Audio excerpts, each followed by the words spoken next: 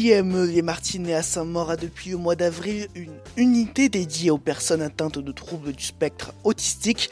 Présentation avec Patrick Poupé, président de l'ADAPI 36, et Claire-Sophie Sabio-Raouki, directrice du secteur enfance de l'ADAPI 36. C'était important à un moment donné d'offrir aux enfants qu'on accueille et qu'on accompagne un lieu de vie adapté à leurs particularités. Donc effectivement, au sein de l'IME, du site de l'IME Les Martinets, on a une unité pour enfants avec autisme. Maintenant, on appelle ce handicap un trouble du spectre de l'autisme. La particularité sur notre site, c'est que les enfants qu'on accueille dans l'établissement présentent également une déficience intellectuelle sévère pour la majorité d'entre eux, ce qui vient, je dirais, complexifier la difficulté de leur compréhension et du coup de l'accompagnement, parce que il faut adapter l'environnement, certes, mais ils présentent aussi des difficultés de communication, d'interaction sociale. C'est des enfants qui ont des intérêts restreints, souvent répétitifs, donc il faut avoir une observation fine dans des contextes adaptés pour permettre d'observer leurs compétences et leur permettre d'évoluer. Ils étaient accueillis au sein des locaux historiques de l'IME, des locaux qui ont été construits en 1976, donc je dirais plutôt sous forme de configuration d'une école en fait. C'était des classes, ce qui n'était pas adapté aux enfants, avec beaucoup de déplacements pour se rendre d'un bâtiment à un autre. Et du coup, au niveau sensoriel, ça avait des impacts importants pour ces enfants-là. Il y a eu l'opportunité en fait, avec la restructuration du secteur travail, de réfléchir à un projet architectural pour l'accueil de ces enfants-là. Oui, en effet, parce que sur le site des Martinets, on accueillait depuis le début un ESAT, donc une section travail, ainsi que les enfants et adolescents. La mutation de l'atelier travail sur le site des Herbries fait qu'on avait des locaux disponibles et qui nous permettaient aussi d'envisager une réhabilitation-construction qui serait moins onéreuse qu'une construction globale. Donc ça nous permettait de passer dans le budget qui était sollicité, souhaité. Donc ça, c'était cette opportunité. Et en plus, l'emplacement nous convenait très bien et on a pu remédier à toutes les problématiques qu'on avait à l'époque. C'est qu'on a pu isoler ce bâtiment, isoler dans le bon sens du terme, de fait qu'aujourd'hui, tous nos jeunes amis là sont vraiment accueillis et sont entre eux. Les enfants autistes qui viennent dans cette unité spéciale, c'est pour quel objectif ? Donc c'est des enfants pour lesquels le milieu ordinaire est devenu trop difficile pour eux parce que l'environnement n'était pas adapté à l'extérieur. Donc nous, on a la possibilité d'accueillir les enfants donc du lundi au vendredi en internat de semaine ou séquentiel en fonction des projets d'accompagnement des enfants, puis en relation avec les familles bien évidemment. L'idée, je dirais l'objectif général, puisqu'après on individualise en fonction des enfants et aussi en fonction de leurs compétences et intérêts, c'est leur permettre de gagner en autonomie personnelle et sociale au maximum, leur donner des moyens de communication à défaut du langage verbal qui puissent réussir à exprimer leurs besoins et leurs désirs, et puis développer, je dirais, des intérêts un peu plus élargis que ceux qu'ils ont actuellement. Dans ce cadre-là, l'équipe éducative a des formations spécifiques sur l'autisme, notamment autour des pratiques d'accompagnement. Donc on va utiliser des pratiques de l'ABA, du TEACH, du PEGS qu'on adapte en fonction des enfants. Après, il y a aussi une réalité, c'est qu'on est dans un collectif. C'est des pratiques qu'on met en place habituellement dans l'individuel, dans du 1 pour 1. Voilà, c'est pas ce qu'on peut mettre en place dans les établissements. Néanmoins, on essaie d'individualiser le plus possible. À côté de ça, on essaie aussi, on considère leurs particularités sensorielles. Et donc, le bâtiment est équipé de salles d'activité type balnéothérapie, Snows-Hélène, thérapie d'échange et de développement. Et donc là, l'idée, c'est effectivement de leur permettre de pouvoir être dans du mieux-être, du bien-être. C'est des enfants, pour certains, qui vivent mal avec leur corps, en fait. Donc c'est important qu'ils considèrent leur corps pas comme un objet, en fait, d'agressivité. C'est une manière de leur redonner confiance en eux ? En tout cas, c'est une manière de leur faire comprendre que leur corps fait partie d'eux et que du coup, malgré les difficultés parfois qu'ils ont à exprimer des douleurs ou... en tout cas, leur faire comprendre qu'on peut vivre avec son corps autrement qu'en se faisant mal. Ou... C'est une manière de se considérer un peu autrement. Après, ce serait ambitieux de savoir ce que ça a vraiment comme finalité. On a du mal à percevoir du fait qu'il y ait le défaut de langage, ce qu'ils en retirent vraiment, mais...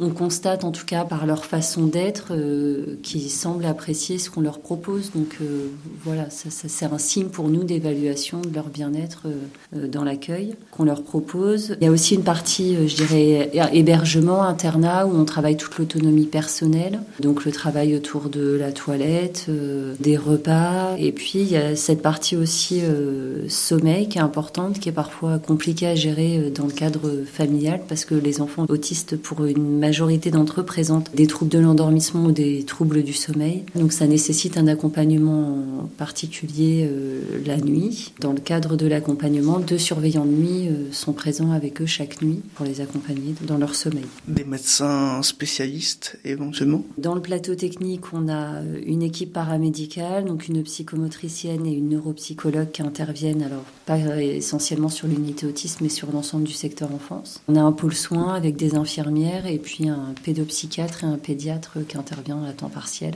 Voilà, mais qui permet effectivement d'accompagner les équipes, notamment sur les profils d'enfants qui présentent soit des problématiques autour de la douleur, des troubles, ce qu'on appelle des comportements problèmes. Généralement, ça va être de l'agressivité envers eux-mêmes ou envers les autres. Voilà, des réactions très impulsives où on a du mal à évaluer ce qui a déclenché en fait cette réaction. Donc, il y a une équipe médicale qui accompagne ces équipes.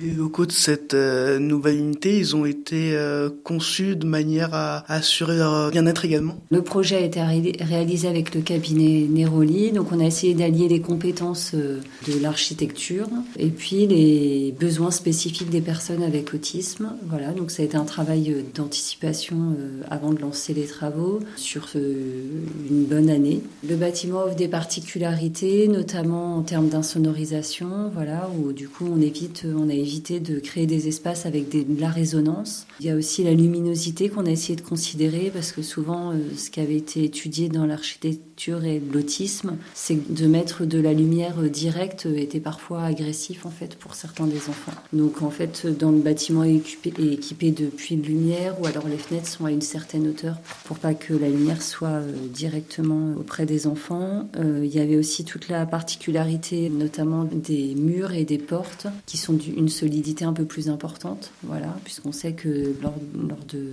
de moments difficiles pour les enfants, souvent ils abîment le matériel et se font mal aussi. Il n'y a pas de radiateur, par exemple, dans les couloirs, plancher chauffant, ouais. Ou alors le radiateur, c'est une plaque qui est dans le plafond. Pourquoi pas de radiateur? Pour éviter les coups ou Voilà, c'est tout simplement, c'est un problème de sécurité. Ouais. Comme les extincteurs ne sont pas dans le couloir, ils sont intégrés dans la cloison. Et ça, c'est rien, mais il faut le savoir au départ. Et quand c'est prévu au départ, ça coûte pas plus cher. L'approche architecturale est super positive et d'une qualité fort appréciable pour tout le monde, parce que là on parle des personnes accueillies, mais aussi du personnel. Parce que c'est le personnel qui peut être mis en danger quand même dans certaines situations. L'idée, c'est que du coup, ça permet aussi en fait aux enfants qu'on accueille de leur offrir plus d'autonomie dans leurs déplacements. On est dans un bâtiment où les espaces sont souvent fermés à clé pour leur éviter de pénétrer dans tous les espaces. Voilà, mais du coup, tous les lieux de transition, notamment les couloirs, l'internat, ils ont une liberté d'autonomie, ce qu'ils n'avaient pas auparavant, parce qu'il n'y a pas de mise en danger, en fait. Il n'y a rien qui est à disposition pour se blesser les autres. C'est des bâtiments aussi qui sont très épurés en termes de coloris, de décoration. Alors voilà, parfois, les personnes qui connaissent pas l'autisme ont le sentiment que du coup, ça manque un peu de joie de vivre. Mais en fait, ce qu'il faut considérer, c'est que les personnes avec autisme, ils ont du mal à prendre en compte toutes les dimensions sensorielles, et parfois on leur donne trop d'informations sensorielles. C'est-à-dire que nous, on peut facilement gérer en fait le bruit d'une porte lorsqu'on est dans une discussion ou quelqu'un qui tourne son café. Les enfants autistes peuvent être captivés par le fait qu'une personne est en train de mélanger son café.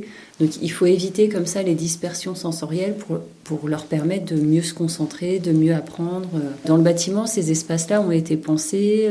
Les chambres sont équipées de salles de bain, ce qui permet aussi de travailler une autonomie personnelle. Les robinets sont équipés d'arrêts, comme ça évite de jouer avec l'eau. Enfin, c'est vrai qu'il y a une qualité immobilière et puis de matériaux qui est vraiment adaptée aux enfants. Donc l'objectif de cette unité, c'est vraiment de répondre au bien-être des enfants atteints d'autisme. Tout à fait, et puis de leur permettre de gagner en autonomie personnelle. Voilà. C'était important de considérer... On ne fait plus du gardiennage, on est là pour leur permettre de vivre dans les meilleures conditions et de s'améliorer dans la mesure du possible leurs conditions de vie. C'est vrai qu'avant, l'image qu'on avait, c'est que donc les handicapés, on les mettait dans une salle et ça, c'était une garderie. Tandis que là, et ça c'est une volonté de l'ADAPI, de toute façon, on respecte l'être, on respecte l'humain. Depuis 2008, vous assistez à des changements vraiment avec des jeunes atteints d'autisme qui sont ici à l'IME et qui progressent au fur et à mesure de leur séjour ici. Oui, il y a eu des évolutions, c'est sûr, c'est inévitable, notamment déjà, je dirais que le premier impact, en tout cas la volonté associative, a été de mettre en place des formations pour les professionnels spécifiques à l'autisme. Donc il y a une vraie compétence professionnelle qui s'est développée dans l'équipe de l'unité autiste. Du coup, forcément, ça en a découlé des moyens ou des outils de communication, d'aménagement de l'espace au bénéfice direct des enfants. Après, il y a aussi, Monsieur Poupé le disait tout à l'heure, on a des professionnels qui sont très engagés aussi dans cette cause. L'autisme, accompagné d'une déficience sévère et des troubles sensoriels, c'est pas facile. On n'est pas dans la représentation d'une personne autisme qui peut vivre en milieu ordinaire avec une adaptation. Là, on est quand même sur des profils d'enfants qui sont difficiles. C'est difficile pour les familles, mais c'est aussi difficile pour les professionnels qui les accompagnent. Donc, il y a un vrai engagement des professionnels dans cette volonté de pouvoir accompagner même des enfants qui nécessitent un accompagnement individualisé en permanence. Il y a eu des évolutions positives, très positives, notamment quelques jeunes adultes qui ont pu profiter d'un dispositif d'immersion et maintenant qui ont pu intégrer les AT. Après, il y a beaucoup de choses encore à construire. Il y a aussi une réalité, c'est qu'on est du coup dans cette transformation de l'offre médico-sociale en indiquant qu'il faut mettre en place des dispositifs d'inclusion. Il faut mesurer aussi ces dispositifs d'inclusion en fonction du handicap des enfants. C'est pas ce qu'on vise le plus, nous, sur l'unité Le Petit Prince, parce que c'est pas des enfants qui comprennent suffisamment bien le monde extérieur et il faut les protéger de cet environnement, il faut l'adapter. Par contre, c'est des enfants qui gagnent en autonomie personnelle, en autonomie sociale. Et l'autre point important que je voudrais indiquer, c'est cette difficulté qu'ont les parents des enfants qu'on accueille. C'est tout ce besoin de répit, de relais. Nous, l'unité, elle est ouverte du lundi au vendredi, permet une semaine à chaque vacances scolaires. Du coup, les parents, ils ont tous les week-ends leur enfant à leur domicile. Ça vient bousculer, bouleverser même, je dirais, une vie de famille, la fratrie. Donc on réfléchit au travers du projet de l'unité Le Petit Prince, la façon dont on pourrait aider en fait ces familles à trouver du répit et à avoir des moments en famille sans être bousculés par leur enfant autisme au-delà d'un accueil de semaine. Je dirais qu'il y a vraiment un gros travail maintenant à mener pour soutenir les familles dans l'accompagnement de leur enfant autiste. Combien d'enfants sont accueillis ? 25. On a un agrément de 25 places. Après, grâce à des dérogations qu'on obtient de l'ARS, on peut accueillir des enfants soit en accueil temporaire, qui sont actuellement sans situation.